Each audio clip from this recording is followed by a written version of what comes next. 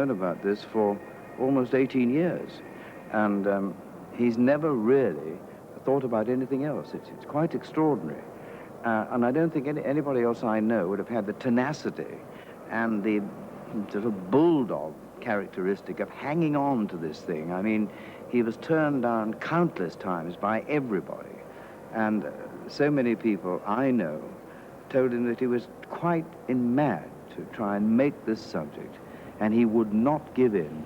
I know people who have obsessions about things, and they're far less noble than an obsession of making a film about Gandhi. I was 19 years old. He wanted me to play this part of Margaret Bourke-White, who was quite a legend in America at that time and who had photographed Gandhi during the last 2 years of his life. Stop. I'm sorry, but could you come forward, please? Come. Just up to the railing. Thank you very much. Thank you. I just never dreamt that 15 years later I would finally wind up at the Aga Khan's palace in Pune, filming his dream project. Einstein said, generations to come will scarcely believe that one such as this ever in flesh and blood walked this earth. And I mean, he was referring to this funny little brown man with his glasses and his dhoti and his sandals and his ribs showing and his cane. I mean, the most unromantic and, in a way, unprepossessing of figures.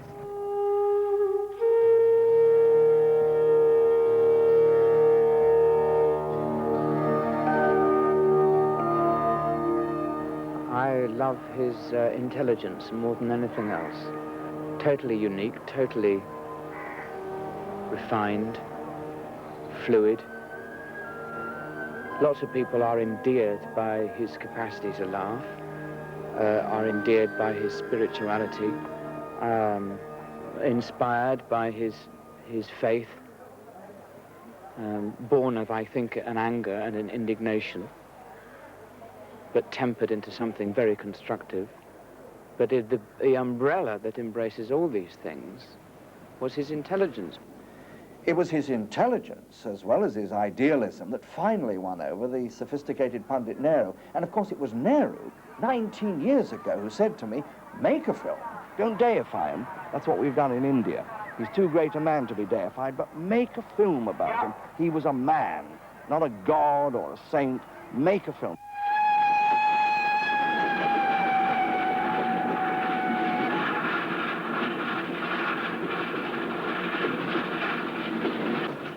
It starts off with this wing collar, you know, pearl in his tie, gold watch chain, silver-topped cane, taking violin lessons and wearing spats. I mean, arrogant, toffee-nosed little devil he was, you know. Superior, supposedly, intellectually, or thought himself to be. Just what are you doing in this car, Coolie? Why, I have a ticket. A first-class ticket. How did you get out of it? I sent for it in the post. I'm an attorney, and I didn't have time. There are no colored attorneys in South Africa. Smart bloody Kappa. Throw him. I've traveled all...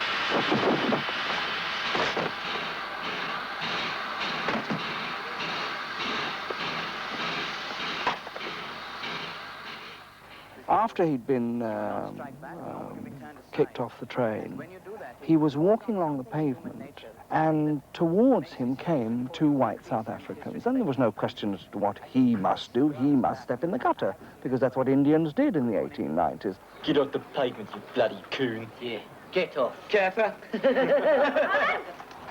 And when they'd gone by, he turned to his colleague, and he said, I'm always amazed that men should feel themselves honored by the humiliation of their fellow human beings. And I still can't say it without my hairs coming up on the back of my neck. It seemed to me that a young man in his early 20s who had the ability to make that statement and that judgment on human beings had to be a fairly remarkable fellow.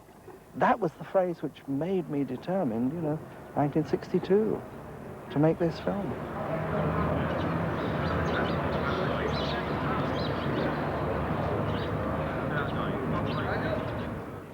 Ryder, the chairs in front of the desk, can you set those properly for me? Athol Fugard plays the part of General Smuts, and he sends for Gandhi, as you can see, a relatively young Gandhi, who's been imprisoned for standing up for the rights of his fellow Asians. It's a great journey because I do go from early to middle 30s to his death at 79, to his assassination at 79. Of course, it wasn't a natural death. And examine the faith, the strength, the anger, the capacity to forgive, the articulacy, the way he used to mobilize his language. The script is very faithful to Gandhi. The fact that he has to challenge you and gets totally unexpected answers. Yes.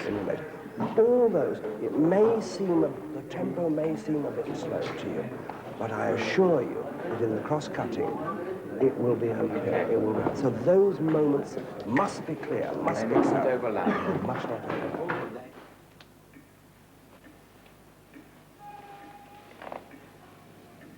Mr. Gandhi, I've more or less decided to ask the House to repeal the act that you have taken such exception to. Well, if you ask, General Smuts, I'm sure it will be done. It's not quite that simple. Somehow I expected not. I think that the role has stretched me beyond my previous limits as an actor, hopefully, and that I won't shrink back to my original shape, be a little bit bigger at the end of it all. When he returned from South Africa in 1915, Gandhi started organizing the Indians against the British. But it wasn't until after the terrible massacre at Amritsar that the Indians were really united in their struggle.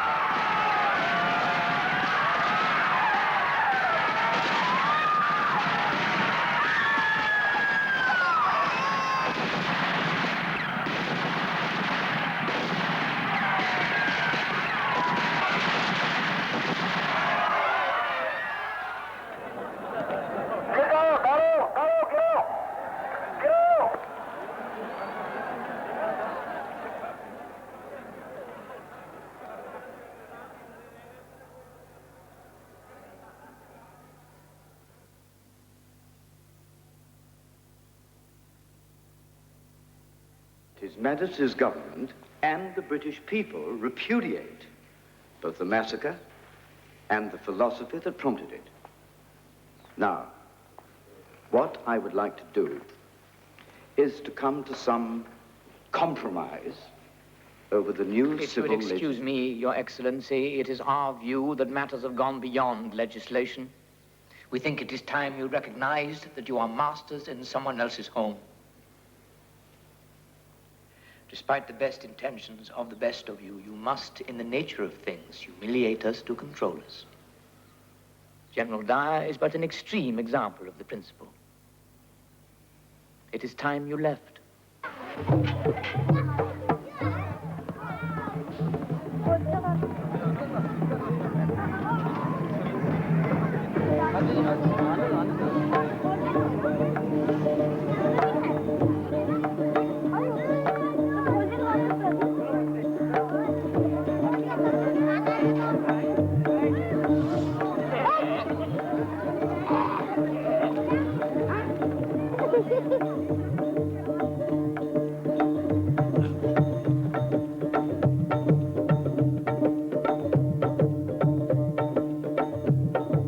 Or it could be over here. I mean, we can equally well use it.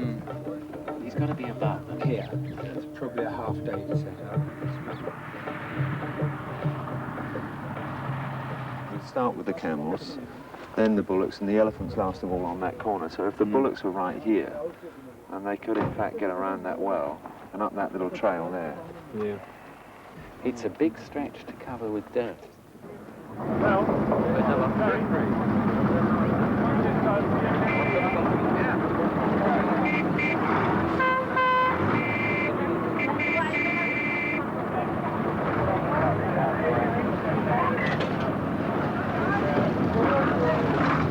Fighting the crowds out in a camel train and 2 or 3 men with the camels. Take this saddle off. Take it off. Yeah, take it right off.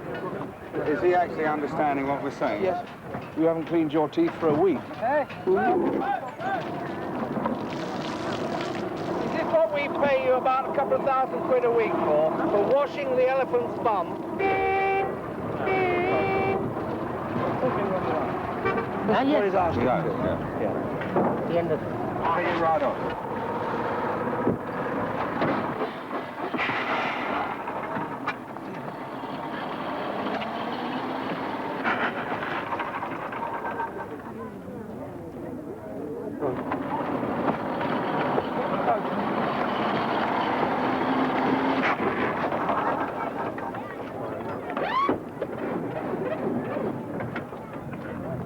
Richard!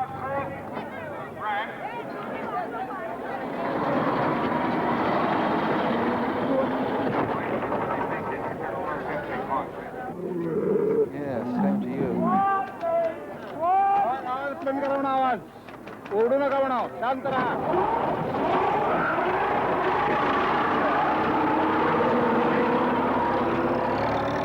In this scene, an American reporter called Walker, who'd earlier met Gandhi in South Africa, tracks him down in India during the 1920s. I think that this reporter comes to an understanding of Gandhi's teaching and sees it actually working and is terribly moved and impressed by it when he sees the massive injustices and the use of force. I had been aware of Gandhi as a child. I remember seeing footage in the movie houses when I was a boy of his funeral and flashes of his life, and he was a terribly engrossing character.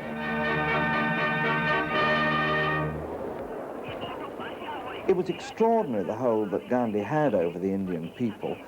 Millions of them came to listen to him, or in fact, not to listen to him, because the sound reproduction was so primitive that you could scarcely hear a word that he was saying. But all they wanted was to be there, to receive his darshan, to be in his presence, to have his blessing.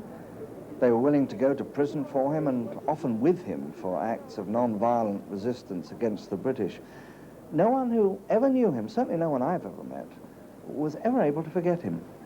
Yes, I knew him. I grew up in Delhi. My father was a freedom fighter, so I moved in that circle in a way. It was very little. I led my first procession, I suppose, in 1942. I was 5. For the first time, I kind of held my tricolor and freedom for India and quit India and all that. In 47, when India was divided, and I was 10 and watched a lot of violence. I mean, we all talk about it. I witnessed it.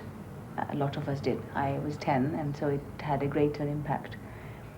And in that moment, I suddenly felt that there's only one man who still talked of the values that I grew up with. And the only man in whose presence I felt no threat, only compassion and understanding and love and blessings in a funny kind of way. One always felt as though he was blessing. His eyes always blessed. Would you like to shoot? Fine. Let's shoot, David. Right, here we go. Get the bullocks into the water. Right, send them in, Pete. Julian, I'm in. He's in.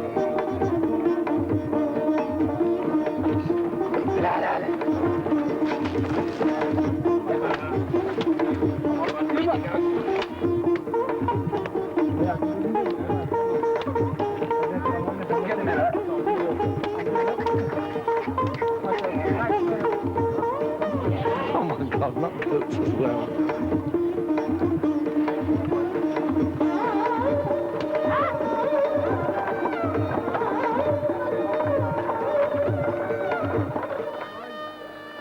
Julian.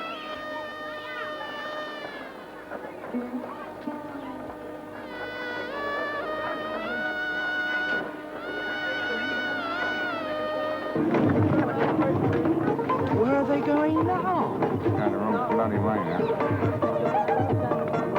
Remind me not to use bullocks ever again.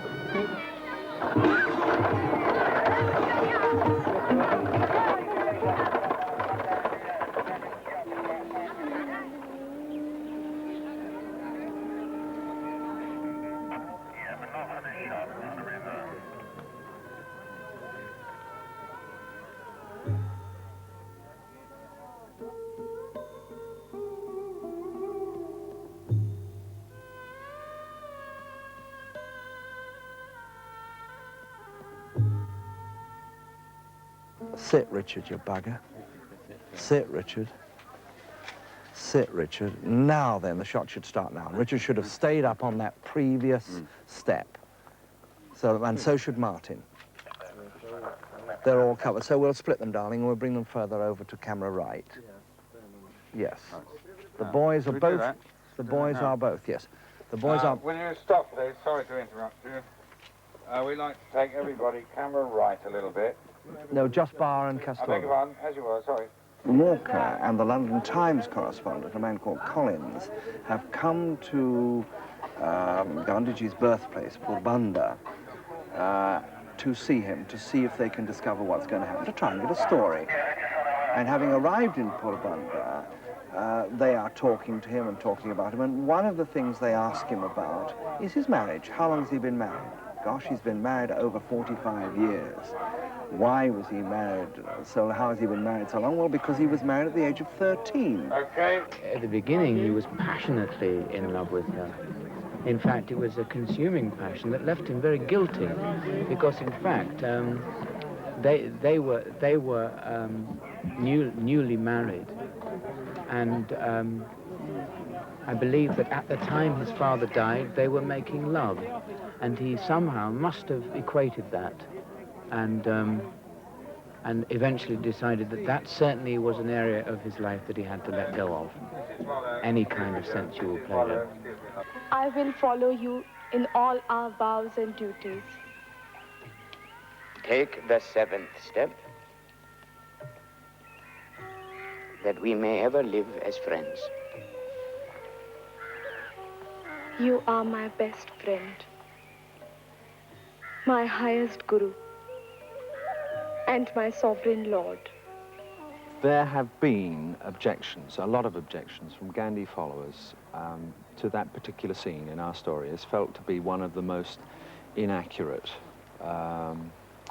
scenes that we have. It's caused more controversy than perhaps any other, since it's felt that Gandhi and Kasturba would never have done something which is essentially so private in such a public fashion, you know, demonstrated their marriage to, or the marriage ceremony to Western reporters. What we feel is that it's too early to play with history or to change history, because we are witnesses to what had happened. And therefore, for us, it would be something like sacrilege, if not sacrilege. And he certainly would not have liked anyone to make a film on his own life. We feel that Gandhi was not a mere man, he was a phenomenon. And we who had the good fortune to work under him hold him in such high esteem and respect that we feel that no actor, however accomplished he be, will be able to do justice to the character which he has to play. Yes. Alex, as he comes in, you speak to him, right? Taking the people who are serious and who are Gandhians and who are concerned, what they are saying is that it is too soon to make a film about Gandhi, and if a film were to be made, then it should be made by an Indian, and it should be all played by Indians and in Hindi and so on. Well, now, my answer to that is there has been 33 years and no Indian has attempted to do it so far, so I can't believe that I'm jumping in and preventing other people doing it. Secondly, they say that Gandhi should not, in fact, be played by an actor in any event. He is a saint, he is a holy figure, neither of which I accept, and therefore he should not be portrayed by another human being. One person actually wrote saying that he should be portrayed by a moving light. And I'm afraid, rather rudely, I answered that I wasn't making a picture of that bloody Tinkerbell. The old people still revere him, and there are all these Gandhi committees and Gandhi foundations and so on. And there's a lot of lip service, I'm afraid, paid to Mahatma Gandhi. But the young people are very clear, and because I'm in the Gandhi film, they say, oh, Mr. Padamsee, you're in the Gandhi film, do tell us about it. And I start with, well, you know, Mahatma Gandhi was a great man. They say, look, we don't want to hear about Mahatma Gandhi. We're sick and tired of Gandhiji, with all due respect, because what he said really is of no relevance. Go back to the villages, go back to spinning and all. We don't want all that. We are interested in how the film is going.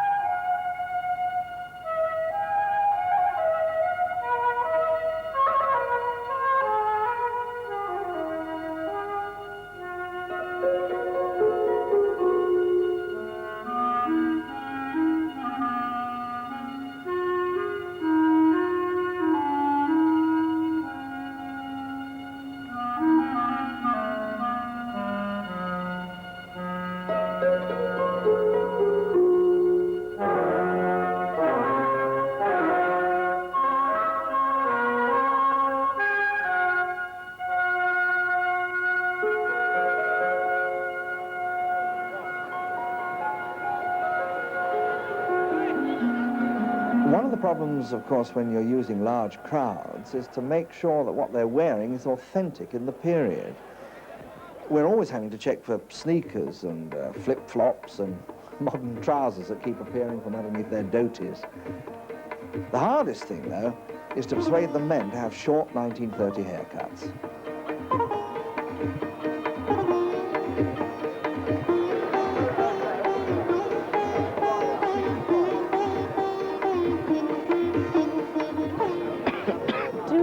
Ever object to having their hair cut off? Oh, yes. By women, you see. They're not used to having women touch them. Yes, we didn't realise when we first came out here we had to get interpreters, you know, because women don't touch men. Men do. So to charge after somebody with a pair of clippers is... it's almost like trying to rape them, I should imagine. Rehearsal, please. There we go. On the banks of the Sabarmati River, Gandhi gathered together all the people who worked with him in what he called an ashram, like a kibbutz, if you like, a working community.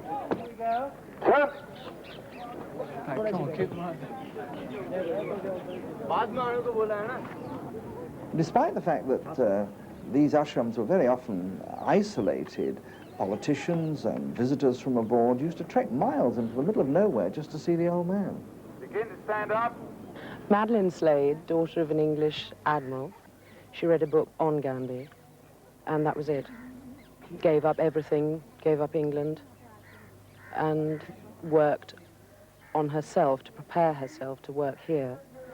Worked in a Swiss hayfield, learnt to spin, learnt to weave, learnt to speak Hindi. And her devotion to him was, I think, a problem, because it was very much him. And he was always saying, it's not me, you mustn't treat me like a god, like a guru. She worked very hard, I mean, really incredibly hard. Translated for him, worked very hard in the ashram with the people, nursed them, and was obviously genuinely dedicated.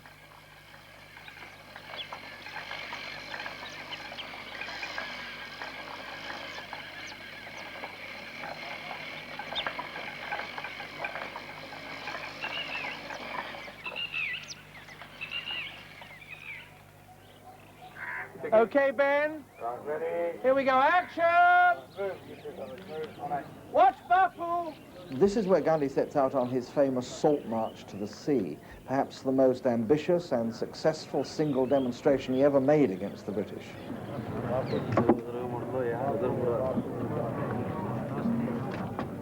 Very good.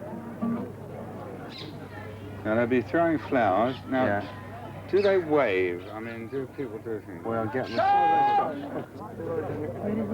Punch up. Yes, where is he? Now, would these people actually, would they wave or what would they do? What would these people do when they go? Would they wave? What would they do? See, they should say Gandhi Ji ki Jai. Yeah, never mind what they say for a moment. What would they do physically? Would they just pranam? Would they wave? They can do pranam. They wouldn't wave. It's not an No, Indian no, thing no, to no, do. they won't go.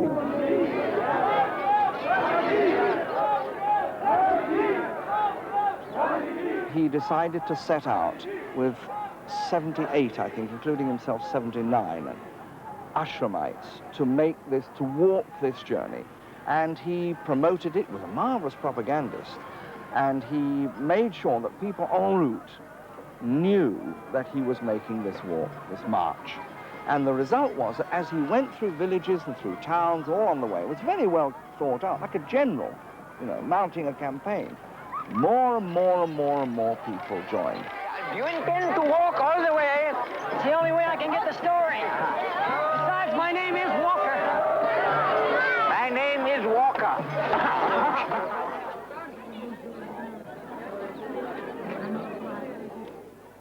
When we were researching the script, we met a marvelous old boy called Pyaralal Nair, who was Gandhi's secretary for more than 20 years. He's collected just about every known document on Gandhi, and of course he was at his side, as usual, during the Great Salt March. It was a fulfillment of a long-cherished dream, like a soldier who is being led to battle after all long waiting. For a whole year we had waited and prepared for this event. And from that moment on, there was nothing but exhilaration there, the joy of the thing itself, which filled us. They were in ecstasy, everywhere, wherever he went.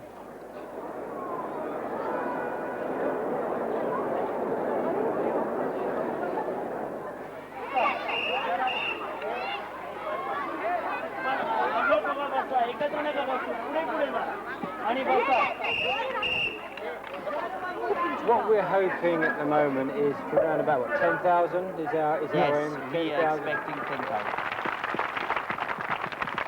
And most important for tomorrow is everyone's got to bring their mothers, their fathers, their brothers. We don't want anyone in the family left at home. We're having to collect a crowd of about 10,000 for today's scene at the end of the Salt March. And apart from the school children and their families, we've got to bring thousands of women onto the occasion. Trouble is that the drivers of the hired coaches refuse to drive out to the beach, and so we've got no alternative but to commandeer local buses.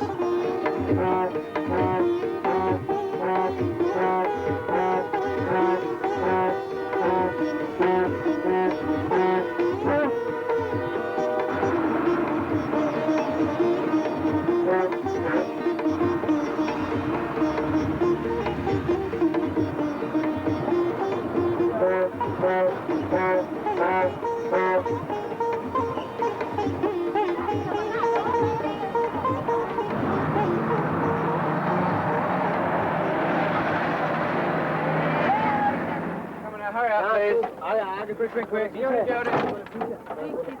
Go there for tea. Come on, ladies. Quick.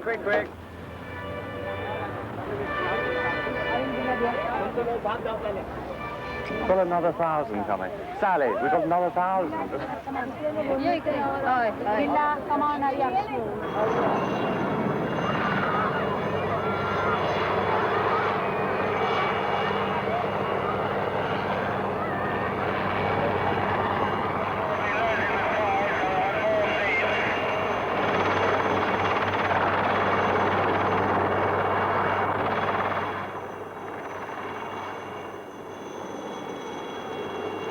Gandhi will be right by the shoreline.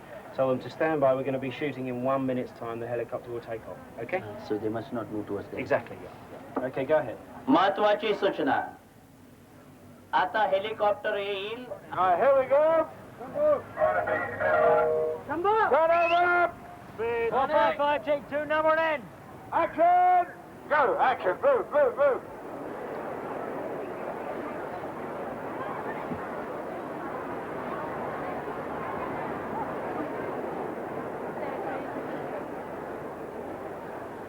he wrote to the Viceroy, he wrote to all the authorities, and he said he had to demonstrate that India no longer believed in or would respect British law and authority in India. And he wished to do something which demonstrated this so that the whole country, without hurting anybody or damaging anybody, could demonstrate that they were prepared to break the law. There's a law which says you may not manufacture salt. He walked from the ashram at Sabarmati to the Dandi beach, which is over 200 miles, and thousands and thousands and thousands of people walked with him.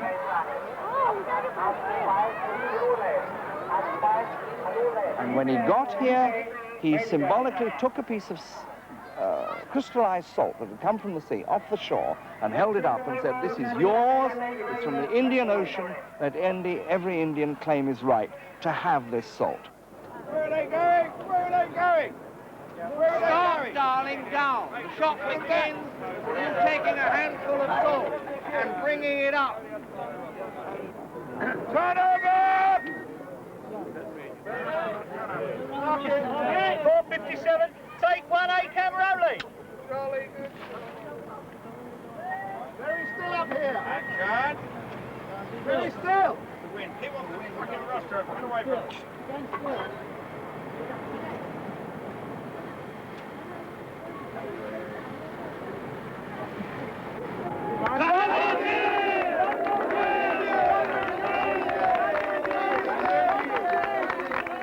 Man needs salt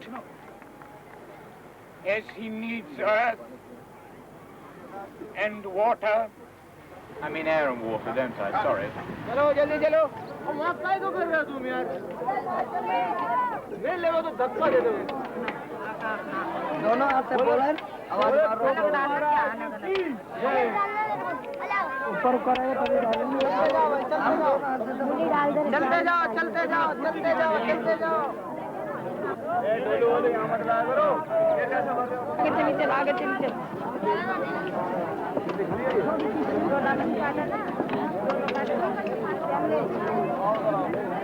Please, Tom. Could be a run on a lobster today, sir. Tuna salad, please. For the British crew, the caterers came from England, and so does most of the food, because, of course, if Ben got ill and we had to stop shooting, it would cost us tens of thousands a day. They eat pretty well, though.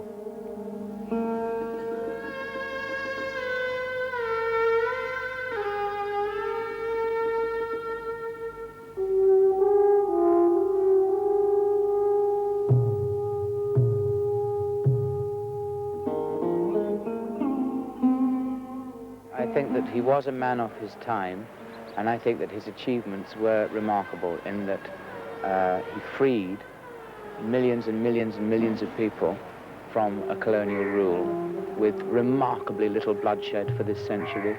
The great tragedy is that the losses were sustained by India and Pakistan after independence, and it was that broke his heart. Action. Cut it. Once again. Lord Irwin was Viceroy in India from 1926 to 1931. Mr. Gandhi, Your Excellency. It was, in fact, Lord Irwin who informed Gandhi that he was invited to London to come to the Round Table Conference, the 31 Conference. Mr. Gandhi, I am instructed to request your attendance at an all-government conference in London to discuss the possible independence of India. Thank you, John, dear. We need to rehearse.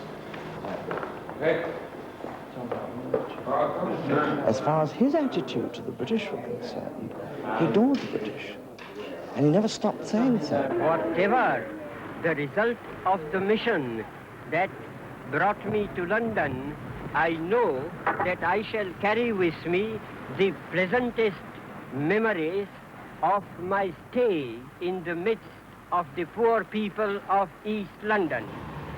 He acknowledged on a number of occasions that although he believed passionately in civil disobedience, in non-violent resistance, and he believed it was the only way in which to achieve his aims politically and socially, He did say on a number of occasions, I doubt if ever I could have succeeded against any other nation other than the British.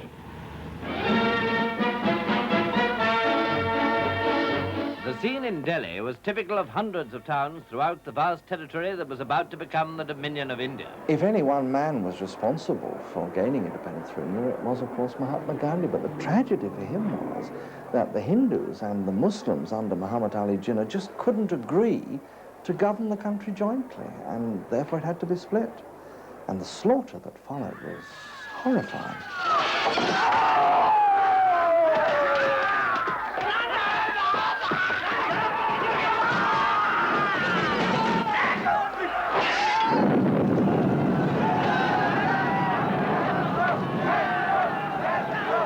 I am concerned about the domination of the Muslims. Please, Muhammad. I will not stand by and see the mastery of the British replaced by the mastery of the Hindus. This scene is heartbreaking for Gandhi. It broke him, it broke his spirit, it broke his body, it broke his heart. That after something like 35 to 40 years of struggle, he succeeded in liberating and dignifying again his country, only to have it broken into 2 and now 3 parts.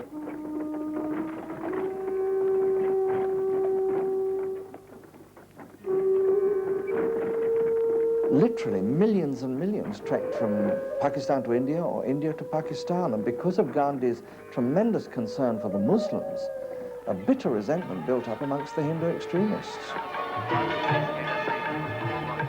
And it was ironic that it was the extremism of a Hindu, a member of his own religion, that proved fatal.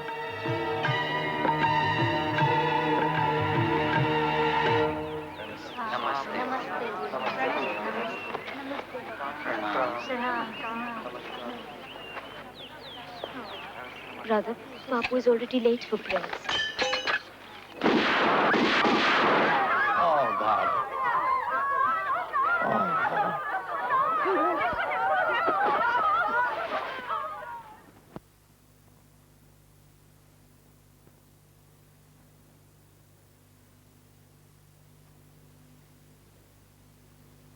I felt staggered, dazed.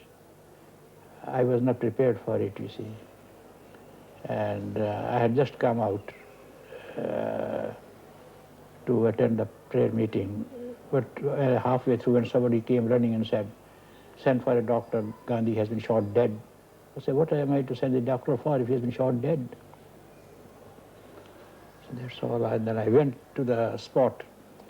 He was being lifted at that time, taken in.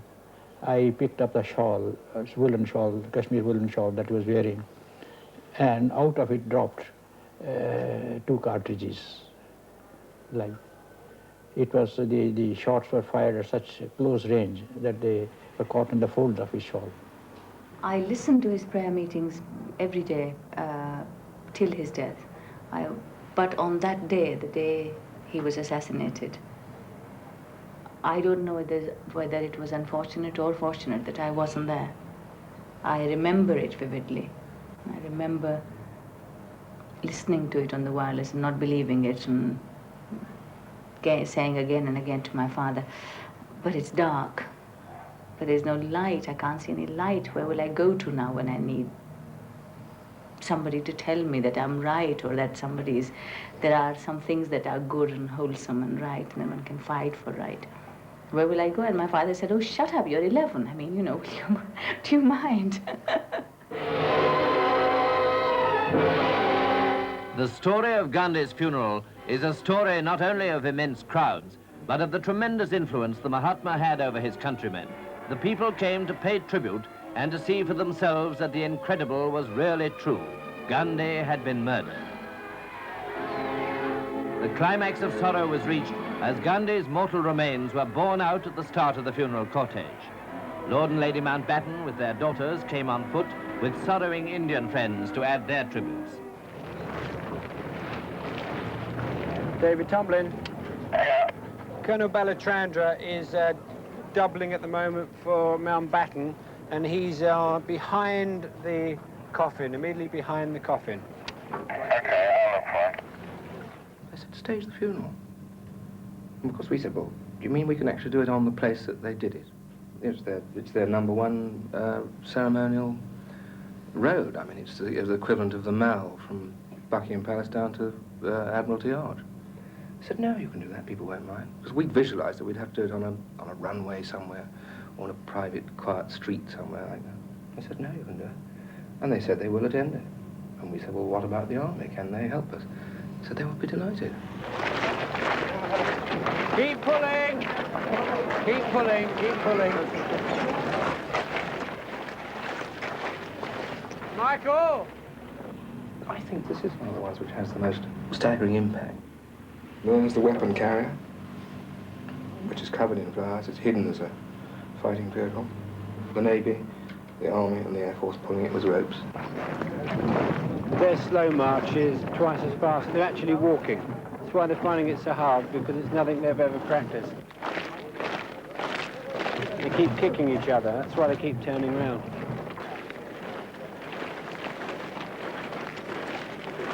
Just ask them not to look so happy. It would cheer me up to see how solemn they can look.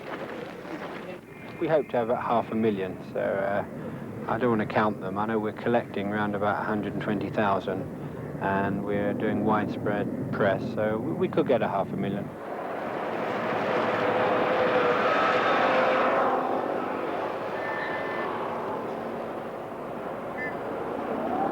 We need in the region of 2,000 coaches.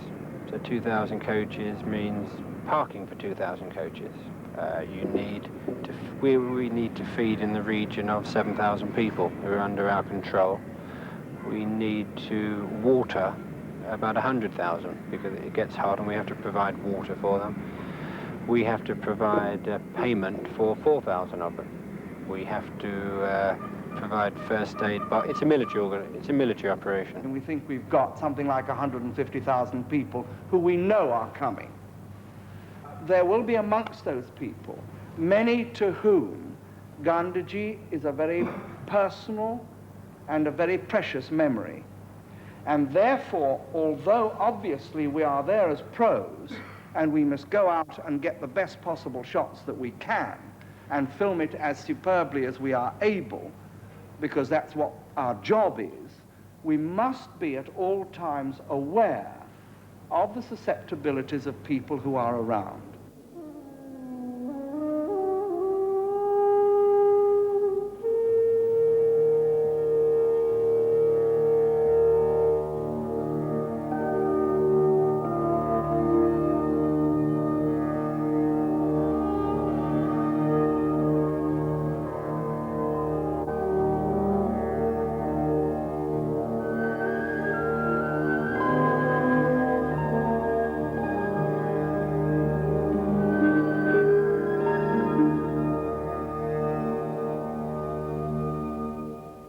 We've had to replace George V's statue, and we're dressing up all the cameramen as Indians, and the production bards, well, most of them are wearing military uniforms of some rank or another. The important thing is that if they get in shot, they don't look out of place.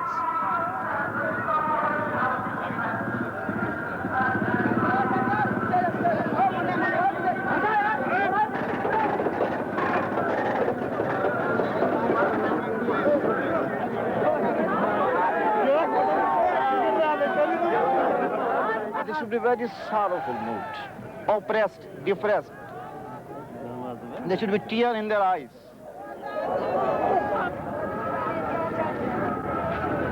What I asked for the road to be blocked. Which what they haven't done is they've let people come in. So I want the road blocked, and I want all these people. Would you do that straight away? You'll need to feel that you can hold on to something. I've got this chair. Yes, and you've got something at the top, shoulder. have you? Yes. We're not going to start cutting hair in the middle of a road. I don't care, they're not cutting here. Sorry, goodbye. And get rid of all this mob out of here. I don't know who they all are, you see.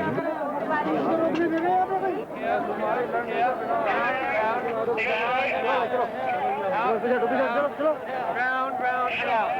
I'd like everyone removed out. Angel, you will be in a group with the women at about here.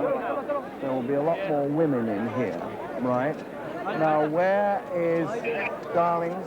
Okay, let's say in 10 minutes we go, and it doesn't look half bad. Shut up, shut up, shut up! We're going to now move down and start to set up in the room.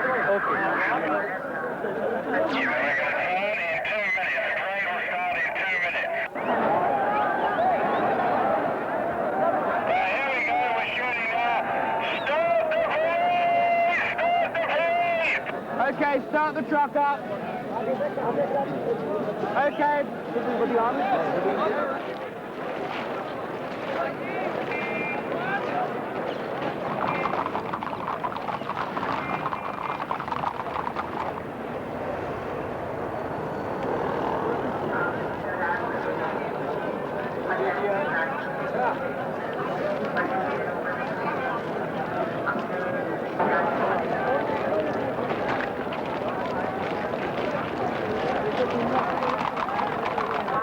There's a bloody bus coming in there. What's that coming across the road there? What the hell's that? There's a bloody bus there. Get it out! Get it out! Stand by. Stand by. Keep still. Stand by. I'm turning now.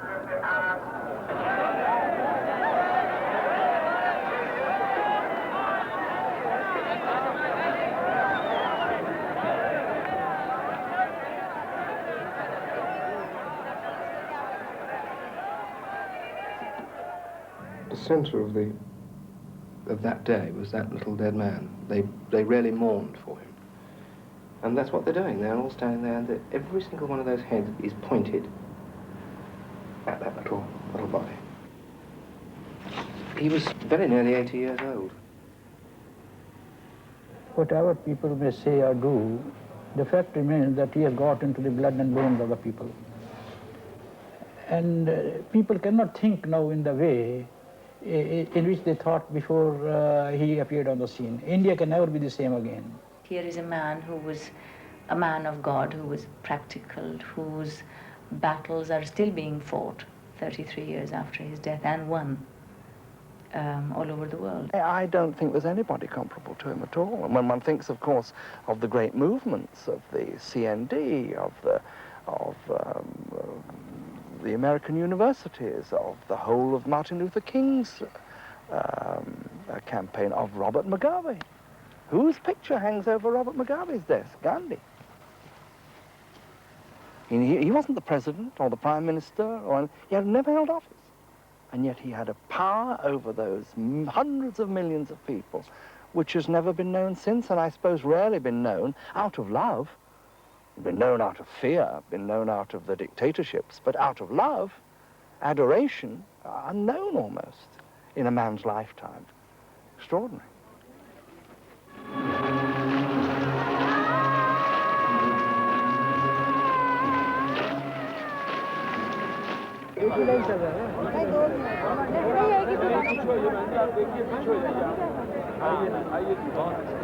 It's all over, other than paying off the odd 10,000 people and making sure the odd 150,000 get to their homes because we brought them. Apart from that, yeah, it's all over.